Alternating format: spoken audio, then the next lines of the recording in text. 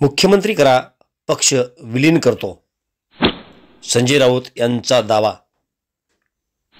शिंदे शहा भेटीवर मोठा दावा. पाहूया नेमका विषय काय. महाराष्ट्राचे उपमुख्यमंत्री एकनाथ शिंदे यांचा दिल्ली दौरा झाला. त्या दौऱ्यादरम्यान त्यांनी वकिलांची भेट घेतली आणि अमित शहा यांची भेट घेतली. अमित शहा यांची भेट घेतल्याच्या नंतर अमित शहा समोर एकनाथ शिंदे आणि असा प्रस्ताव ठेवला की तुम्ही मला मुख्यमंत्री करा, माझा पूर्ण पक्ष तुमच्यामध्ये मी विलीन करतो.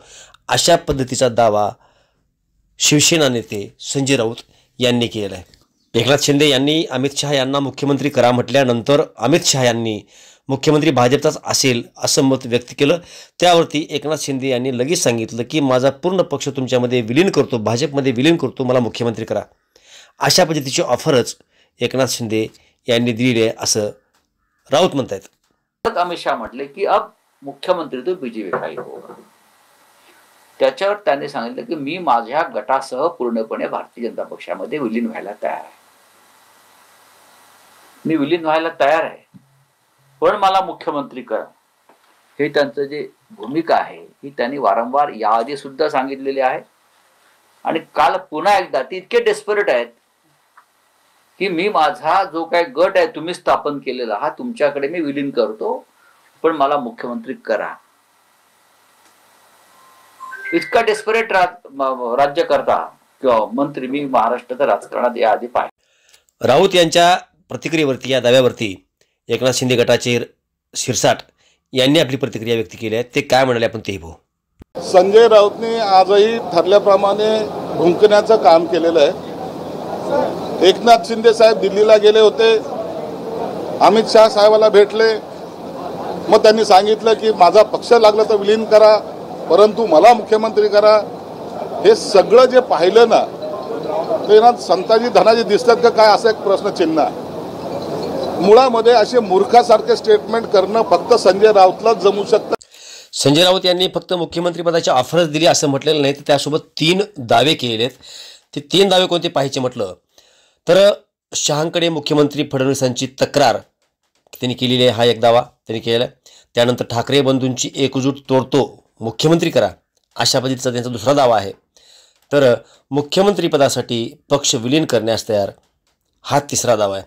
अशा पद्धतीचे 3 दावे संजय राऊत यांनी केलेले आहेत. फडणवीस यांची तक्रार केली नेहमीप्रमाणे,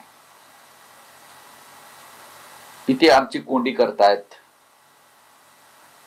ते आम्हाला काम करू देत नाहीत, ते आम्हाला अडचणीत आणतायत, आमच्या आमदारांच्या चौकशा लावल्यात, अशा प्रकारच्या तक्रारीचा सूर होता. स्वतःच एक ऑफर अशी ठेवली की आता परत महाराष्ट्रात जी एकजूट झाली आहे मराठी माणसांची ती अधिकाधिक भक्कम होईल आणि त्याचा त्रास आम्हाला होईल. काही करून ही एकजूट जी होते त्याच्यामध्ये आपल्याला लक्ष घालावं लागेल तुम्हाला, आणि हे मराठी माणसाची एकजूट कशी तोडता येईल, ती तुटली नाही तर राजकीय दृष्ट्या आपल्याला फार मोठं नुकसान होईल. याच्यावर दोघांनी चर्चा केली. याच्यावरती अमित शहानी विचारलं फिर शिंदेजी क्या आपके मन में क्या है.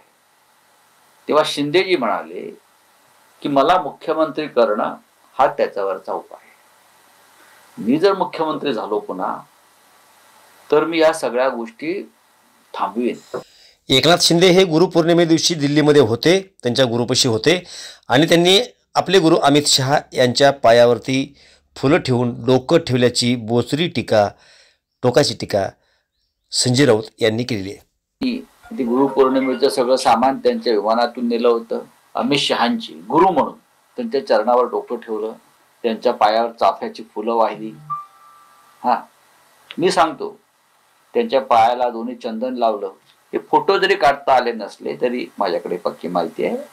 आणि मग ते इतर नेत्यांना भेट. तुम्ही ज्या वेळेला मागच्या काळात तुम्ही मुख्यमंत्री होता उद्धव ठाकरे, तुम्ही सोनिया गांधीच्या पाय साठायला जायचे, हा संजय राऊत हे उद्धव साहेब, तेव्हा तुम्हाला वाटत नव्हतं काही?